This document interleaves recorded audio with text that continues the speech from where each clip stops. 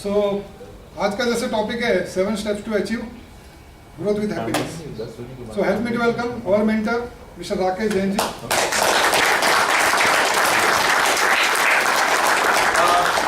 Good morning, everybody.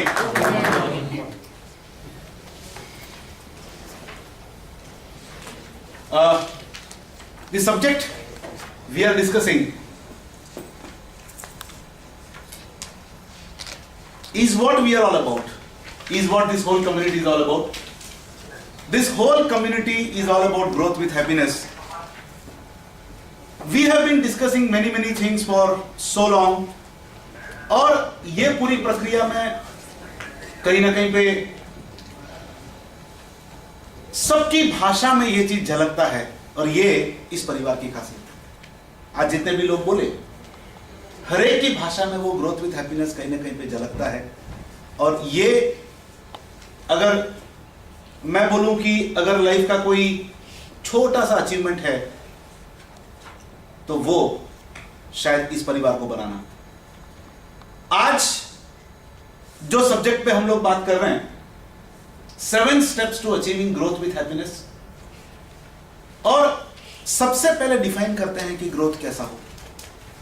सबसे पहले define करते हैं ग्रोथ कैसा हो and then we would be really talking about how to really achieve each one of those parameters. First and foremost as I said, as I always speak about, growth should have 5 dimensions. 5 dimension growth के होने चाहिए. सबसे पहला चीज, growth should be respectable. Whatever we do, अगर growth आता है बिना रेस्पेक्ट के तो उस ग्रोथ का कोई मायना नहीं है. If people do not wish to associate with you or people wish to associate with you only when it comes to making money and otherwise if they don't want to be associated with you, वो growth का कोई मतलब नहीं है. It should be once associated to you, should be associated forever. and वो तभी आता है जब ऑर्गेनाइजेशन रेस्पेक्टेबल होता है. सबसे पहला चीज. Second, growth should B scalable. जहां स्केलेबिलिटी नहीं है कि इस साल सपोज 10 करोड़ का काम किया, अगले साल 12 का किया, 15 का किया, 25 का किया, 100 का किया, 200 का किया, 1000 का, अगर स्केलेबिलिटी नहीं है तो कहावत है कि बहता पानी निर्मल है, वही पानी कहीं पे रुक जाता है तो कीचड़ बन जाता है. तो निरंतर scalability is something very critical. At the same time sustainability is also very important, equally important. Sustainability in terms of rate of growth. Sustainability in terms of rate of growth. And ये सब के बाद जो सबसे बड़ा challenging subject है कि growth should be profitable. और जैसा हम लोग हमेशा बिलीव करते हैं कि the existence of an organisation which does not make enough profit is actually hazardous to the society. तो कहीं ना कहीं पे ऑर्गेनाइजेशन का कांस्टेंट फोकस होना चाहिए in terms of increasing the profitability. And last dimension is growth should bring happiness to everyone connected to it. बहुत बार बहुत सारे लोगों के साथ में मेरी चर्चा होती है. बहुत सारे लोग बहुत सारे बड़ी संस्थाओं के साथ काम करते हैं, बड़े कॉर्पोरेट्स के साथ में काम करते हैं. और मुझे कहीं ना कहीं पे हमेशा ऐसा सुनाई देता है कि कोई एक्स कॉर्पोरेट के साथ में हम लोग काम कर रहे थे और मेरा इतना रुपया अटक गया. For no mistake of mine, we have really done whatever was required or whatever, so many things like that. So the whole idea we are really advocating is, जैसे हम ग्रोथ करते हैं, ये एक बात याद रहे कि हमारा कोई सप्लायर हमारे ऑर्गेनाइजेशन को लेकर ये बात नहीं बोल पाए कि उस ऑर्गेनाइजेशन को मैंने कुछ सप्लाई किया और मेरा पैसा अटक गया, या उस ऑर्गेनाइजेशन को सप्लाई करने की वजह से मेरे ऑर्गेनाइजेशन के वजूद को कहीं ना कहीं धक्का पहुंचा. ऐसी बात जिंदगी में नहीं आनी चाहिए. ये एक, और plus everybody connected to this organisation should be happy all along. So today's session is designed on, this is the what aspect of it, but then let's really talk about how aspect of it. We have been talking about what is growth and क्या dimensions होने चाहिए. 7 steps to achieve growth with happiness. Now let's first talk about how to really become, the 7 steps to really becoming respectable. Now सबसे पहला चीज, if your organization need to be respectable, सबसे पहला चीज है, it is about setting very very high ethical standards, very very high ethical standards. बहुत प्यारी सी बात सीपी ने बोली कि एक टैक्सी ड्राइवर सिंगापुर में एक पैसेंजर को लेके जा रहा था, $21 का बिल बना. टैक्सी ड्राइवर बोलता है कि साहब legally I am entitled to $21 but ethically I am entitled to only $20 because मैंने एक राउंड गलत लिया. See this one small act of that one person enhance the respect level of the whole country. One small act of ethical conduct by one individual, and the customer comes, shares this experience in front of thousands of people, which is getting recorded, which is online, and imagine it goes to millions of people altogether. जहां तक ये ethical conduct का standards establish नहीं होंगे, respectability it is not possible. And ethical is what? Doing what I know is right. Doing what I know is right. बहुत simple. मैं अपने common sense से, कॉमनेस्ट कॉमन सेंस से ये भाप सकूं कि मैं जो कर रहा हूं वो सही है. किसके लिए सही? सामने वाले के लिए सही है. इतनी चीज अगर ऑर्गेनाइजेशन में आ जाए, आपके रेस्पेक्टेबिलिटी के लिए आपको काम करने की जरूरत नहीं है, वो ऑटोमेटिकली स्प्रेड होगा. Because good experiences are always shared. Second, what is the base of your ethical conduct का बेस क्या है?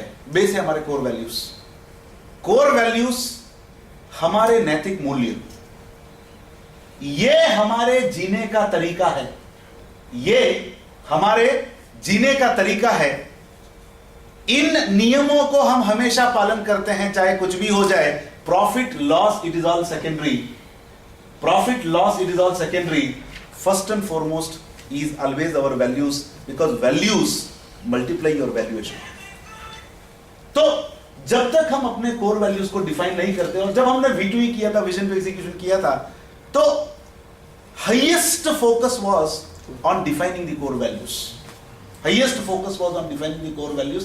और एक फंडामेंटल चीज हमें समझना है इस वक्त. यहां पर जितने भी लोग यहां पे बैठे हैं, they all started here eight ground zero. Yes और नो? जितने भी लोग यहां पर बैठे हैं, they have all started at ground zero. Most of you have started at ground zero, or most of the organizations started at ground zero. Most of them started with no money in the pocket, and then they reached point A. They came from ground zero to point A. It is because they did something right. Because they did something right, the customer came back once again, and customer sent more customers once again. And because we did something right, so the exercise we did was, क्या चीजें हमने सही की past में जिसकी वजह से हम पॉइंट ए से पॉइंट बी तक पहुंचे, और अभी क्या चीजों को राइट करने से हम पॉइंट बी से पॉइंट सी तक पहुंच पाए. पॉइंट बी से पॉइंट सी तक हम पहुंच पाए. Because this is the ideal reality where we really wish to be. यहां से यहां जाने के लिए अगर कोई बेस होगा तो क्या सही करते आए. फॉर एग्जाम्पल, एक छोटा सा अगर मैं how basic how we define the core values.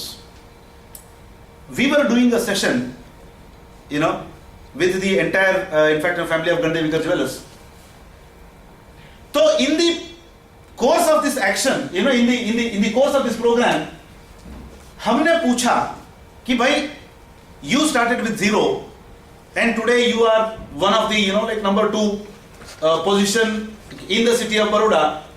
How did you reach here? क्या चीजें थी जो आपने हमेशा की जिसकी वजह से आप यहां तक आए? तो शुद्ध गुजराती में उन्होंने शेयर किया, 3 भाइयों ने शेयर किया कि साहब सबसे पहला चीज था पारदर्शिता. हमने जो कुछ भी किया पारदर्शिता के साथ हमने काम किया. जो भी था, जैसा भी था, हमने कस्टमर को बताया. और ये पारदर्शिता की वजह से लोगों में विश्वास फैलता गया। ये सबसे पहली बात जिसकी वजह से हम लोग, और उन्होंने ऐसे ऐसे एग्जाम्पल शेयर किए कि जैसे पारदर्शिता की बात आती है तो they were among the when they were very very small, 150 square feet की दुकान होती थी, 30 ग्राम स्टॉक के साथ वो काम करते थे। उन दिनों में वो ताकड़ी जो होती थी, जो तोल करने वाली, लोग उसको नीचे रखते थे और उसके सराउंडिंग में भगवान के फोटो रखते थे, राइट? क्या इंटेंशन होता था मुझे नहीं पता है, बट दे से कि हमने उसको प्लेटफॉर्म बना के प्लेटफॉर्म के ऊपर रखते थे और उसके सराउंडिंग में कुछ नहीं होता था। It was covered with glass so that everybody can see exactly what is happening. पारदर्शिता। सेकंड जैसे परिशुद्धता, कि हमने जिंदगी में कभी भी परिशुद्धता के साथ हमने कॉम्प्रोमाइज नहीं किया। और जब इंसान हमारे यहां से सोना खरीदता है और दुनिया में कहीं पे भी बेचने जाता है, कस्टमर को यह सुनाई नहीं देना चाहिए कि भाई इन्होंने जो बोला था वो उसके अंदर नहीं है। और उसकी वजह से जब कस्टमर यहां से खरीद के कहीं और माल बेचने जाता है तो ऑटोमेटिकली उसका भरोसा बहुत स्ट्रांग जगता है, क्योंकि उसने कहीं और से भी खरीदा था और कहीं और बेचने गया तो वहां पे ऐसा सुनाई दिया कि भाई जो बोला था वो नहीं है, 24 बोला था 22 ही है, 22 बोला था 20 ही है, तो परिशुद्धता एक और पार्ट था। Now these are some of the right things, which they really did,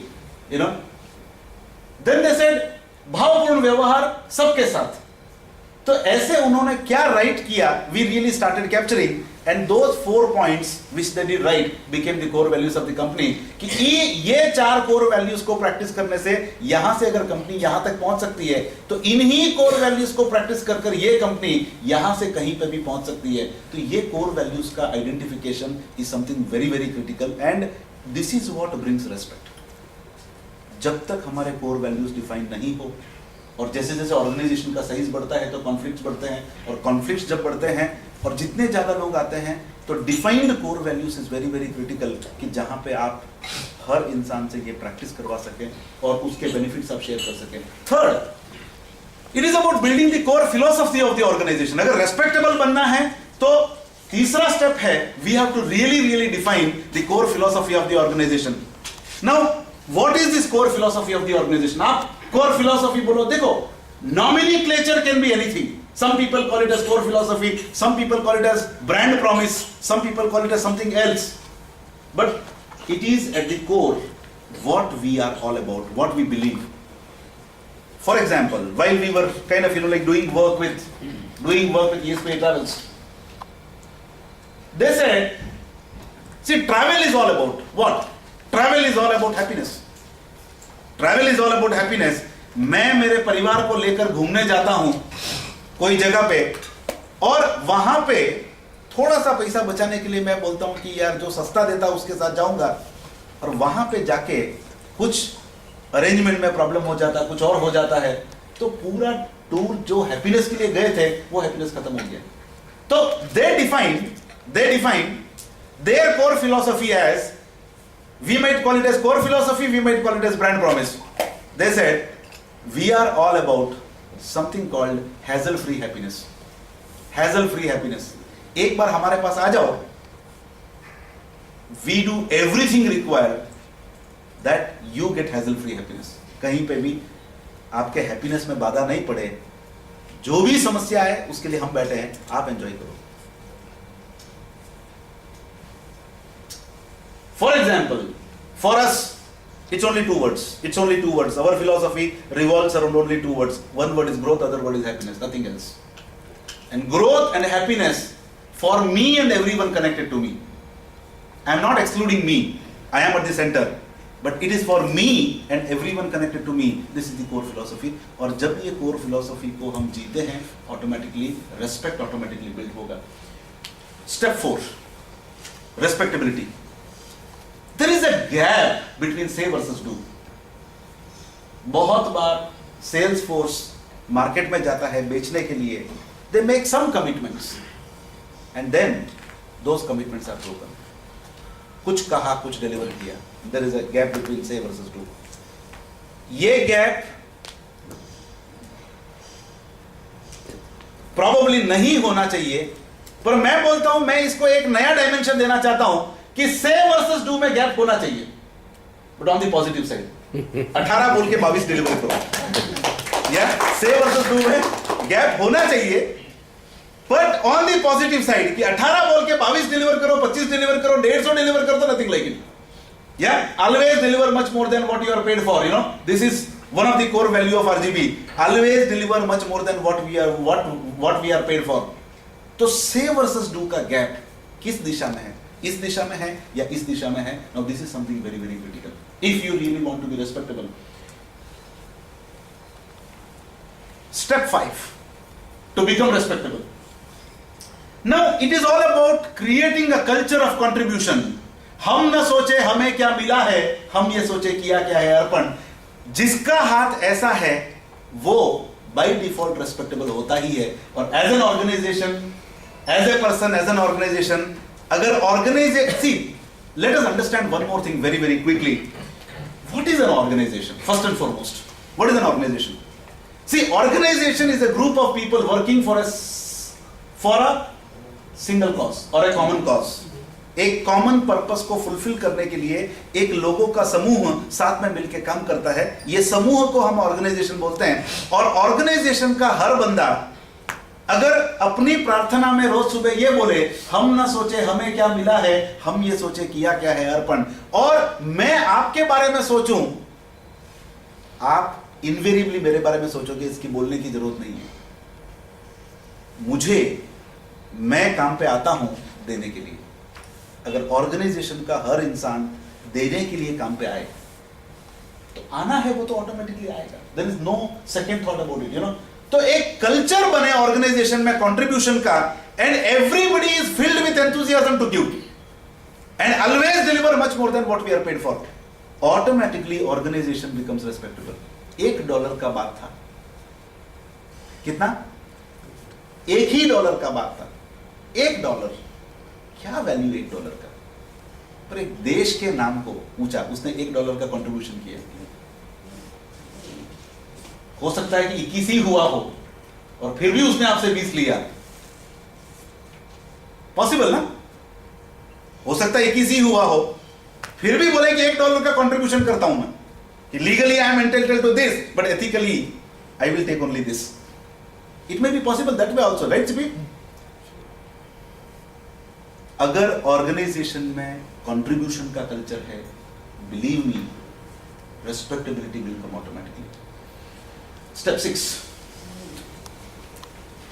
create an absolute harmony within the team by aligning the whole team, every member of the team around the core purpose of the organization. Now purpose क्या है, मकसद क्या है organisation का? And हम लोग हमेशा बात करते हैं विजन टू एग्जीक्यूशन. जब हम करते हैं तो हम अपने ऑर्गेनाइजेशन के मकसद को डिफाइन करते हैं, क्योंकि कहां जाना है ये पता है, बट क्यों जाना है ये नहीं पता है. अगर एंड एक चीज हमने हमेशा बार बार हमने बात की है कि if the purpose is money, if the purpose is money, the ultimate result is always going to be a disaster. Yes or no? If the purpose is money, if the purpose is only earning money, so there is always a possibility of the end result would always be a massive disaster. But अगर आपका मकसद customer को फायदा पहुंचाना है और उस दिशा में कोई और चीज या समाज में कुछ योगदान करने का अगर आपका मकसद है, तो आपके ऑर्गेनाइजेशन को, आपको खुद को कभी भी उठाना नहीं पड़ेगा. इकोसिस्टम आपको उठाएगा. एक चीज मैं चाहता हूं कि सब लोग समझें, हमारे बाजुओं की ताकत बहुत कम है. मैं अकेला मेरे बाजुओं से शायद 25 किलो, 50 किलो, 100 किलो उठा सकता हूं.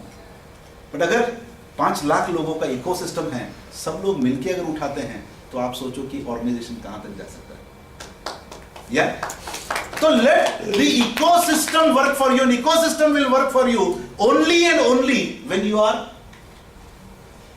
surrounded by your purpose, you are driven by your purpose, and the whole organization is aligned to that common purpose. Step 7, deliver more than what is promised, not only to the customers but all the key stakeholders.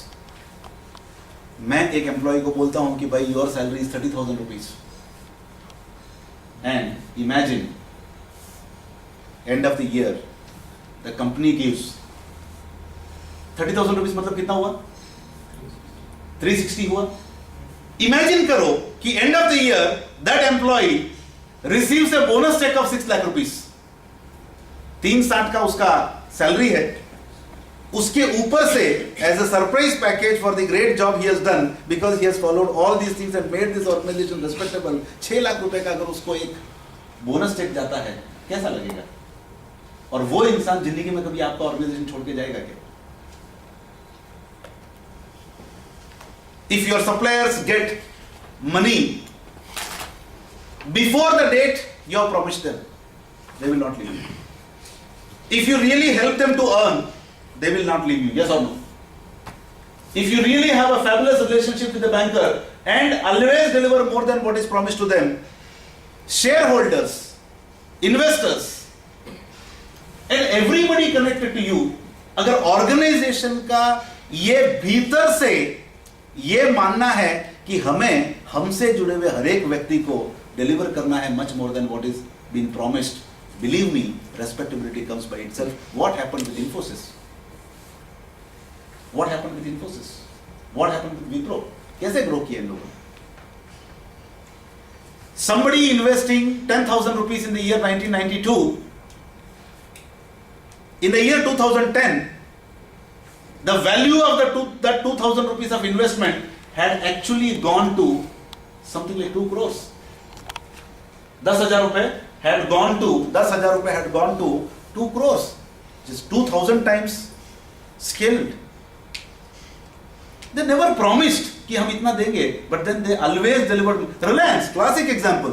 दुनिया कुछ भी बोले उनको, but जब पैसा लगाने की बात आती है, रिलायंस का कोई भी इशू आता है, लोग पागलों की तरह टूट पड़ते हैं। Yes or no? Yes. क्यों ऐसा?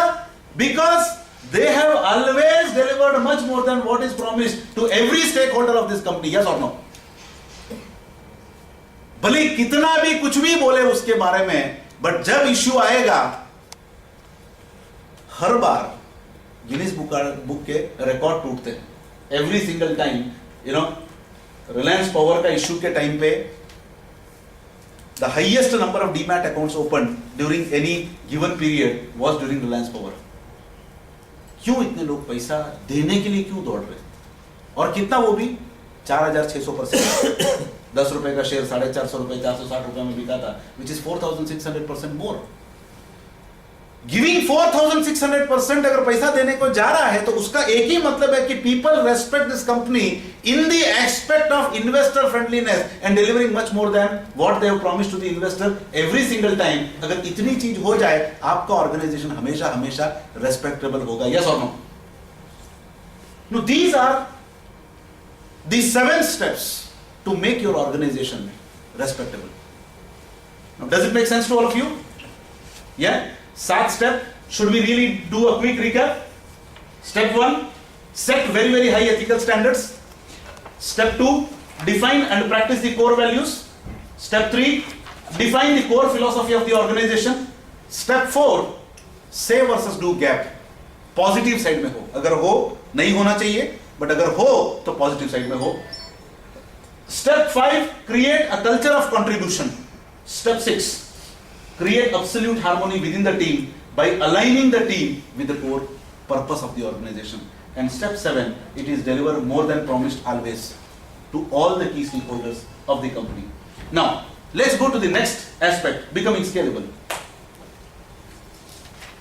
See, आप कितने भी respectable हो, पर अगर आप साइज में निरंतर ग्रोथ नहीं करते हो, in size if you don't grow continuously, existence is always a question mark, irrespective of how respectable you are.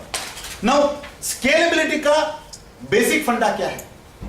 Scalability का basic फंडा एक ही लाइन है जो हम हमेशा, which is again one of the core philosophy at RGB, it is go beyond possible every day and every way.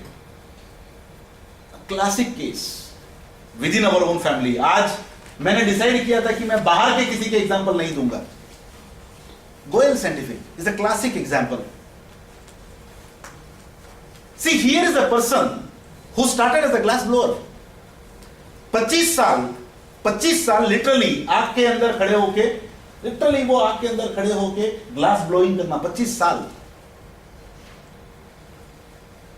Started as a workman, but then जब दुनिया बोलती थी कि यार इस बिजनेस का 50 लाख रुपया हाइट हो गया, 50 लाख रुपया का टर्नओवर कर दिया तो हाइट हो गया, उससे बड़ा तो मार्केट ही नहीं है. He went beyond possible, built an organisation, reached 1 crore. लोग बोले यार ये तो हद हो गई. सब लोग ऐसा बोलते थे कि यार वो सरदार एस्टेट के बाहर दुनिया नहीं है ग्लास वालों की. Year 1992 he goes to Germany. अंग्रेजी बोलना भी नहीं आता था सब. 1992 thinking of going to Germany, और वहां पे एक स्टॉल में ऐसा बोलते हैं कि साहब इंडियंस को एंट्री नहीं है, तुम लोगों के पास क्या पैसा है. And then he makes a commitment कि this place should be dominated by Indians. 1992, and I was with him in 2012. India was the highest number of stalls in the exhibition in Germany called Akima. I spent 5 days with him. I saw what is the respect of, is the vision of one man, and how it's a reality. I truly personally experienced this. और आज reality ये है, लोग India को नहीं सरदार estate को पहचानते हैं जब साइंटिफिक क्लास की बात आती है. तो इंडिया के अंदर बड़ौदा सिटी है, बड़ौदा के अंदर Sardar estate. And we were in Frankfurt having breakfast in the morning. I was sitting with a guy from Sweden. मेरे सामने बैठा था और मेरी आदत है मैं बात करता हूं, तो I asked him, where are you from? He said Sweden. He asked me, where are you from? I asked, in fact, I said, I'm from India. He said, where in India? तो मैंने बोला यार I'm from Baroda. Oh, Makarpura. Yeah, this is reality, huh? Oh, Makarpura. Yes. I come to Makarpura. He says. See, this is what is created by a bunch of people. It is not created by 20 lakh people of Baroda. This image is created by a bunch of people who believed in this formula of go beyond possible, and that is why they have been scaling nirantar every day. एक formula. This gentleman, Vatsal, I mean, truly, he is a source of inspiration to me. He cannot see the world sitting right in front of us with all of us. मेरी गुजारिश है आप लोगों से कि एक बार आप जाके आओ. कितने लोग गए माधव एग्रो में? कितने लोगों ने विजिट किया? सर, जो लोग नहीं गए हैं, believe me, go beyond possible क्या होता है अगर आपको देखना है तो माधव एग्रो में जाओ एक बार. वत्सल के साथ फैक्ट्री का टूर लो. He can not see the world, but he manages more than 100 people.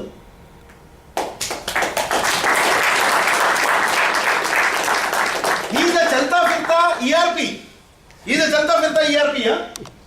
आप बोलो information, you name an information, किसी के पास होगा नहीं होगा, उसके जुबान पर होगा.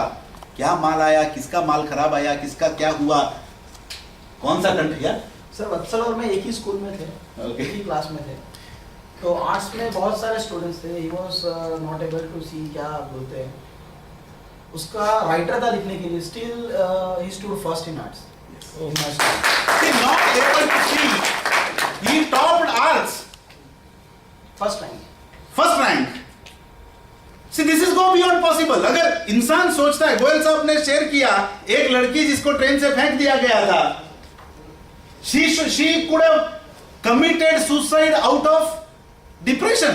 कि यार I wanted to create a career in sports, but then मेरे पाँव नहीं है. She could have committed suicide, but then she went beyond possible and she created something scalable. Yes or no? Yes. Something that is historic, something that is monumental. अगर जिस दायरे में आप हो उसी दायरे में अगर आप अपने कंफर्ट जोन के दायरे में खेलोगे, believe me, scalability is not possible. And one mantra I really want all of you